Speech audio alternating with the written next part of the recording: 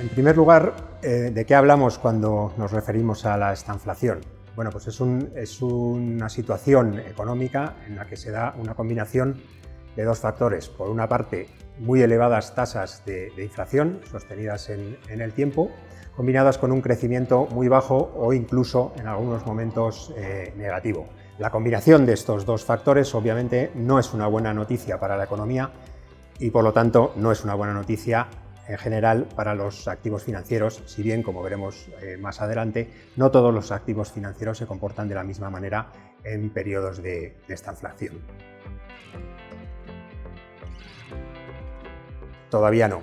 Es cierto que tenemos unas tasas de inflación disparadas y tenemos unos bancos centrales a nivel mundial luchando contra esas tasas de inflación mediante subidas rápidas y contundentes de los tipos de interés. Ahora bien, estas subidas de tipos de interés normalmente van a dificultar el crecimiento económico y será esa la clave para ver si realmente caemos o no caemos en la estanflación.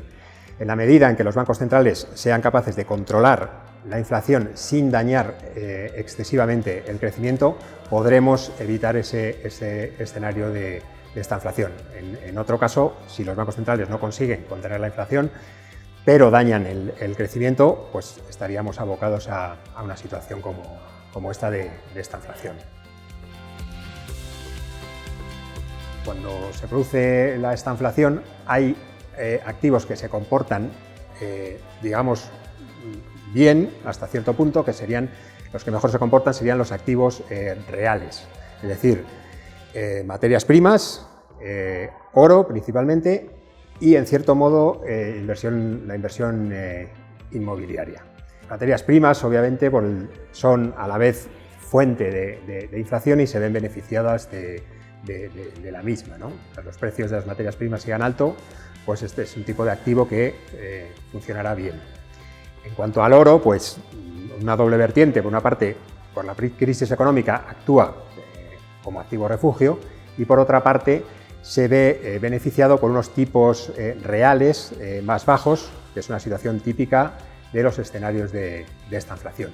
Y la parte de real estate es cierto que se ve beneficiada porque normalmente los ingresos están ligados a la inflación, aunque también se ve perjudicada por la crisis. Ese tipo de activos no está tan claro que se vaya a comportar en principio también como las materias primas o como el oro. Respecto a otros activos, pues en general la renta variable tiende a sufrir en estos escenarios, pero no por igual, ¿no? Es decir, los sectores que más sufren son los sectores más cíclicos, que se ven afectados más por el ciclo económico, y estaríamos hablando de sectores de crecimiento, sectores tecnológicos, sectores industriales, sectores de consumo discrecional, todo lo que depende más del ciclo económico. Por otra parte, las acciones, digamos, que se comportan en relativo mejor en estos escenarios, pues son las acciones más defensivas. Tenemos por defensivos pues las utilities, compañías eléctricas, gasísticas, el consumo de primera necesidad, que tiene una demanda inelástica, es decir, la gente consume electricidad independientemente de cómo vaya la economía, consume productos básicos independientemente de cómo vaya la economía. Se vean afectados menos por el ciclo económico. Luego estarían los activos ligados al real estate con la salvedad que hemos hecho, que tiene un comportamiento mixto.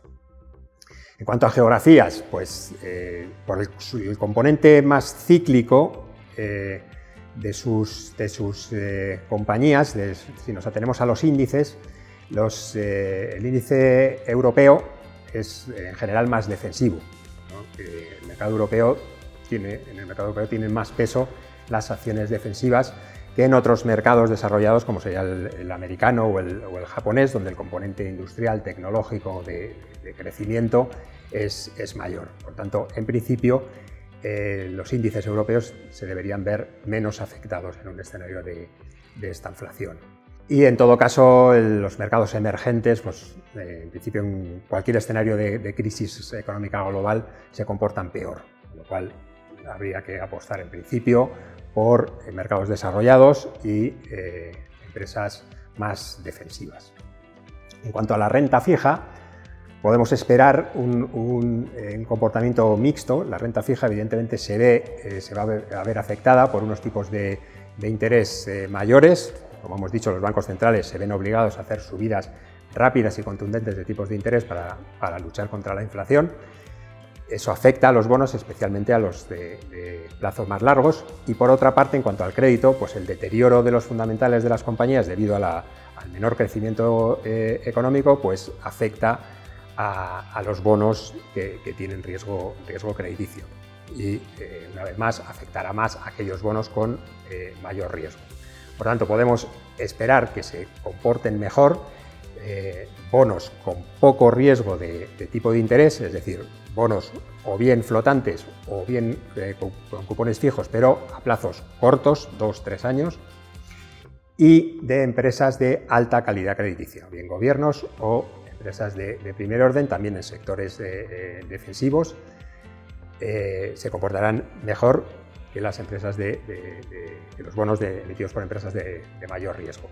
También mercados emergentes quedarían fuera por el mayor riesgo y empresas de alto rendimiento, de high yield, pues exactamente igual. En cuanto a los bonos ligados a inflación, en principio en un entorno como este se deberían comportar bien. Este tipo de activos funcionan bien cuando los tipos reales, es decir, descontado la inflación, bajan, y ese es el escenario natural en un entorno de esta inflación. Luego también lo añadiríamos como uno de los activos que se comportan mejor en relativo que respecto a otros.